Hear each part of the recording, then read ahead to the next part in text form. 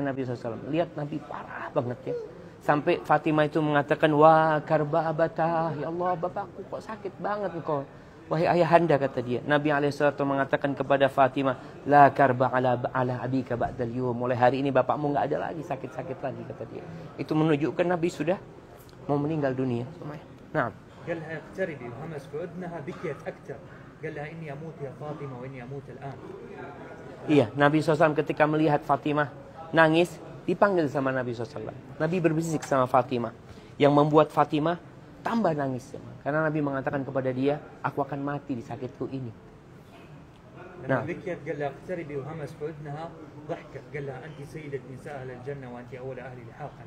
nah, setelah menangis dengan nangis yang terseduh-seduh, dipanggil lagi sama Nabi SAW. Fatimah dibisikin sama Nabi SAW. Ya Fatimah, engkau adalah yang termulia daripada wanita-wanita dunia ini kelak di surga, kata dia. Kemudian engkau adalah awal keluargaku yang akan mati bergabung sama aku. Ketika itu Fatimah jadi gembira ya. Iya, Fatimah meninggal dunia itu setelah 6 bulan ya dari meninggalnya Rasulullah SAW. Jadi semua anaknya Nabi SAW itu meninggal di saat Nabi hidup. Jadi semua pahalanya ada di Nabi SAW. Karena Nabi sabar ya menghadapi kematian mereka. Tapi pahala kematian Nabi itu ada di catatannya Fatimah. Karena dia putrinya yang meninggal dunia setelah Nabi SAW. Setelah 6 bulan meninggal Fatimah radhiyallahu ta'ala anha. اشتد المرض على النبي عليه الصلاة والسلام فوضعت السيدة عائشة رأس النبي على صدرها سمعته وهو رافع يده للسماء يقول بلي رفيق الأعلى بلي رفيق الأعلى. Subhanallah ya. Pada hari Senin ya, pada hari Senin di pagi hari Nabi SAW itu ditaruh di pangkuannya Aisyah. Beliau mengangkat tangannya sambil mengatakan bali rafiqil a'la, bali rafiq. Beliau dikasih pilihan ya antara hidup di dunia atau bergabung dengan para nabi yang telah meninggal dunia, dengan malaikat-malaikat. Beliau memilih sambil menunjuk tangannya ke langit. Dan itu kejadian pada hari Senin. Dan pada hari itu adalah harinya Aisyah. Artinya bukan harinya istrinya yang lainnya. Nah, تقل رأس النبي على صدرها عرفت إن ملك الموت استأذن النبي. تقل رأس النبي على صدرها سقطت يد النبي ما عرفت ايش اللي تسويه فجات لباب الروضة صاحت وهي تقول مات رسول الله مات رسول الله مات رسول الله. انفجر المسجد بالبكاء على النبي عليه الصلاة والسلام. Iya, jadi kan ada di dada Nabi, di dada Aisyah ya, semakin lama kok semakin berat ya kepala Nabi SAW ya, sambil Nabi menunjuk tangannya sampai tangannya itu jatuh menuju ke arah masjid ya. Kita tahu di sebelah sini ketika itu Aisyah mengatakan telah meninggal Rasulullah SAW ya, maka masjid pun para sahabat nungguin dia mah. Jadi mereka itu ya kayak orang sakit yang dibesuk ditunggu sama keluarganya. Di mana nunggunya para sahabat? Di dalam masjid gitu. Akhirnya mereka pada menangis semua ya karena mendengar Nabi SAW meninggal dunia. Alaihi salatu wassalam. مع الصدمة سقط على الأرض سيدنا علي بن أبي طالب وهو يبكي.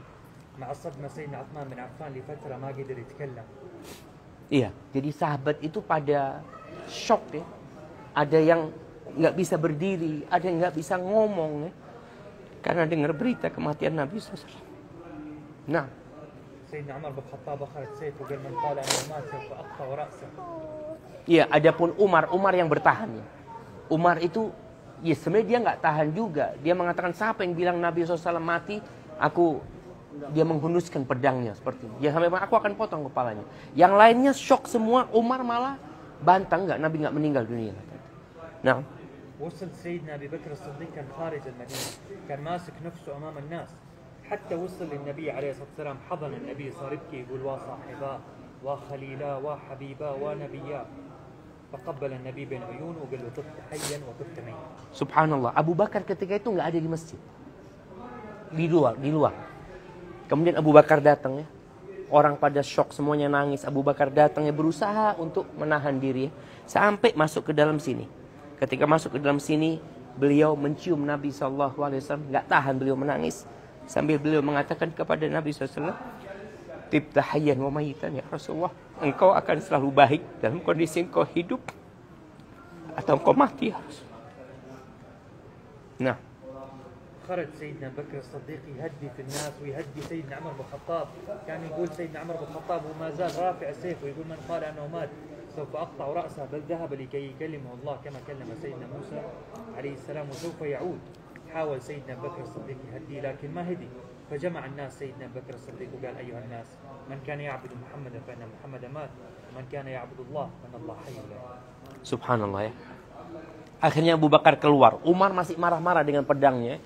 Akhirnya Abu Bakar nyuruh Umar diem ya. Nyuruh Umar, tapi Umar nggak mau diem. Akhirnya Abu Bakar ngumpulin orang-orang, menyampaikan pidatonya kepada mereka dengan mengatakan man kana ya'budu Muhammadan fa inna Muhammadan qad mat.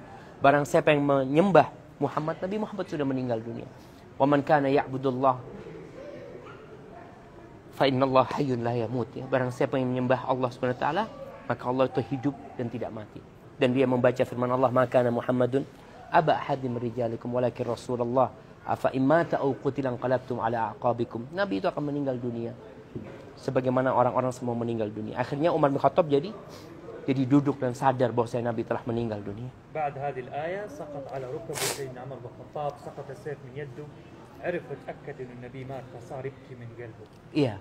Ketika ayat itu dibacakan oleh Abu Bakar di atas mimbar, itu Umar nggak tahan. Pedangnya jatuh, dia juga jatuh. Kemudian dia menangis ya. Karena memang ya realita itu harus diterima, memang Nabi SAW telah meninggal. Dan Umar mengatakan seakan-akan aku nggak pernah dengar ayat ini kecuali ketika dibacakan oleh Abu Bakar Siddiq radhiyallahu taala anhu. Nah, احتار الصحابة فين يدفن النبي عليه الصلاة والسلام، فقال سيدنا أبي بكر الصديق رضي الله عنه سمعت رسول الله وهو يقول الأنبياء يدفنون حيث ماتوا، أي نبي المكان توفى فيه يندفن فيه، فأزالوا السرير حفروا له في نفس مكان السرير. Iya jemaah, ketika Rasulullah SAW meninggal dunia, bingung para sahabat mau dikuburkan di mana Nabi SAW. Ada sampai mengatakan mau dibawa ke Mekah ya. Kemudian datang Abu Bakar mengatakan, aku mendengar Rasul SAW bahwa Nabi itu dimakamkan di tempat dia meninggal dunia. Akhirnya kasurnya ini, yang ini, itu diangkat, maka digali di tempat Nabi SAW meninggal dunia. Jadi inilah kuburan Nabi SAW.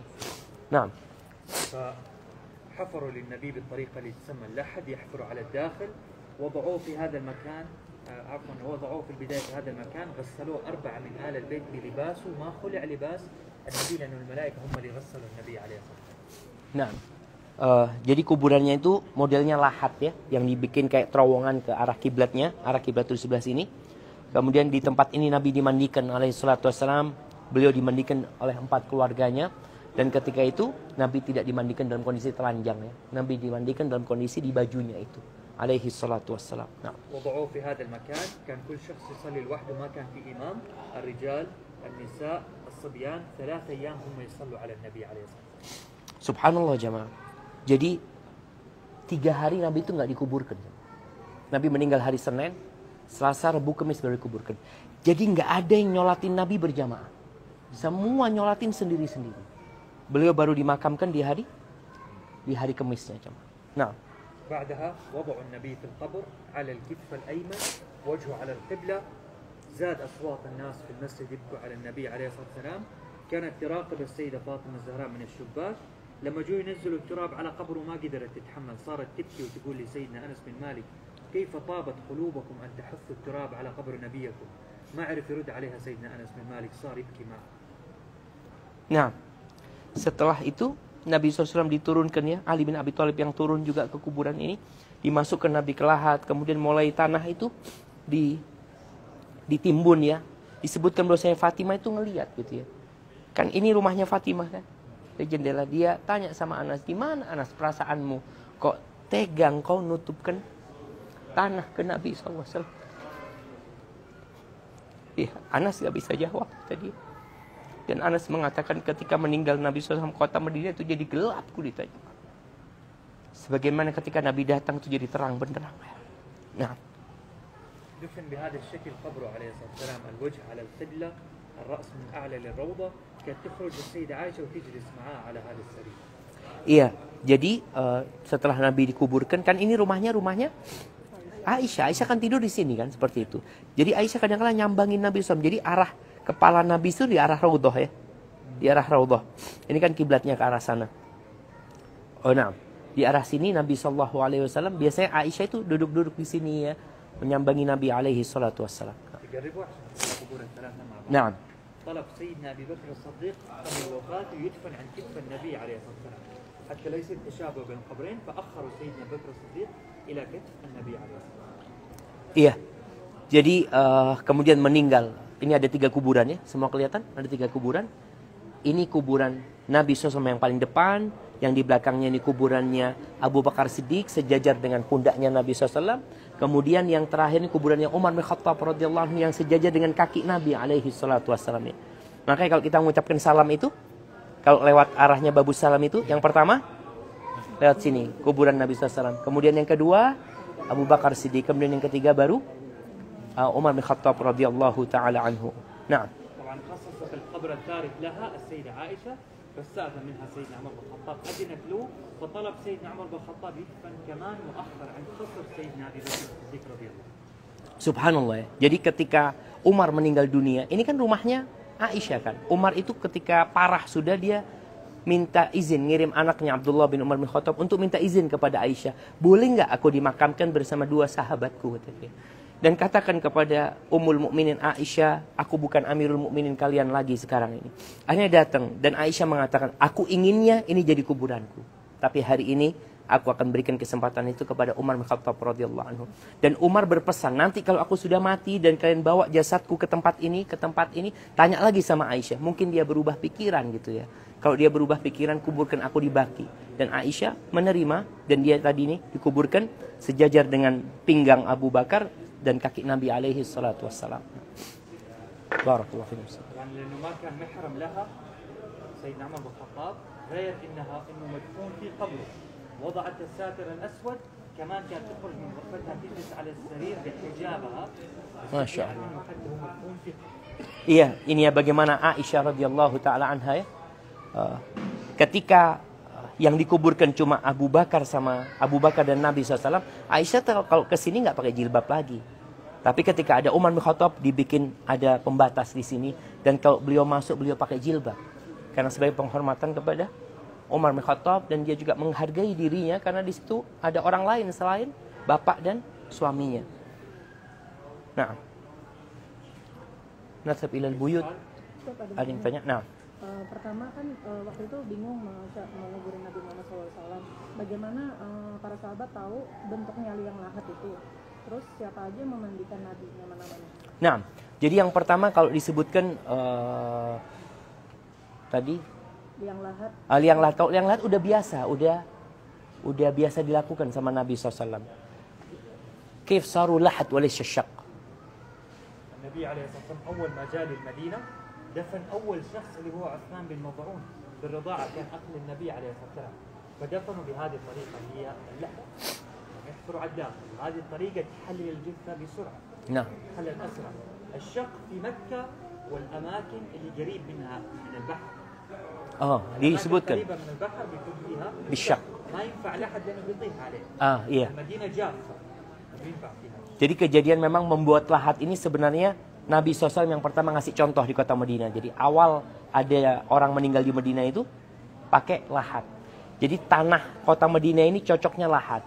Kalau Mekah karena dekat sama laut, itu kalau dibikin lahat itu amrol. Maka dibikin syak di tengah itu seperti itu. Itu mungkin salah satu sebabnya kok pakai lahat ya.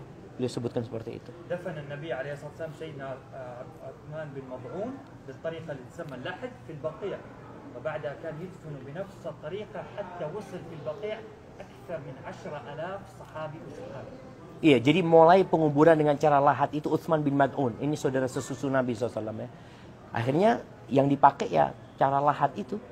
Sampai yang dimakamkan di situ ada 10.000 sahabat Nabi radhiyallahu ta'ala semuanya dengan cara lahat ya, bukan syak. Ilal hujurat, makanya kita akan lihat kamar-kamarnya. Siapa yang mandi? Kemana Rasulullah Nabi sallallahu alaihi wasallam? Amannya Nabi Abbas, abna'uhu Abdullah, Qulthum dan Fadl anaknya Abbas, wa Ali bin Abi Thalib dan Ali bin Abi Thalib. Iya, ana dzakartu lak. Jadi dimandikan dari pakaiannya. لما جاء سيدنا علي طالب يقلع لباس النبي اتساءل بينه وبين نفسه أيجرد الأنبياء من لباسهم نعم. كأحوال الناس؟ الرواية الأولى إن الله سبحانه وتعالى أدخلهم أربعتهم في حالة من النعاس وسمعوا لا تخلع لباسهم وهو طاهر. الرواية الثانية إنهم في وعيهم سمعوا هذا الصوت. Nah, jadi memang ada dua riwayat ya. Ketika mereka hendak memandikan Nabi SAW, Ali itu bingung apa mau dibuka bajunya sebagaimana memandikan jenazah yang lainnya seperti itu. Ada riwayat akhirnya mereka pingsan dengar suara agar tidak dibuka bajunya. Tapi ada riwayat kedua mengatakan mereka dalam kondisi sadar, ada suara mengatakan untuk tidak dibuka baju Nabi SAW. إنه الأربعة سمعوا نفس الصوت أو شافوا نفس المعنى. Nah, jadi ada dua tadi, empat orang itu semuanya mendengar suara itu, atau empat orang itu empat-empatnya bermimpi ada suara itu yang menyuruh mereka nggak boleh menelanjangi Nabi SAW. Nah, tetap dikafani Nabi SAW. Dengan bajunya. Dengan bajunya kan, dari luar bajunya dikafani. Jadi tempat di. Nah, kelas.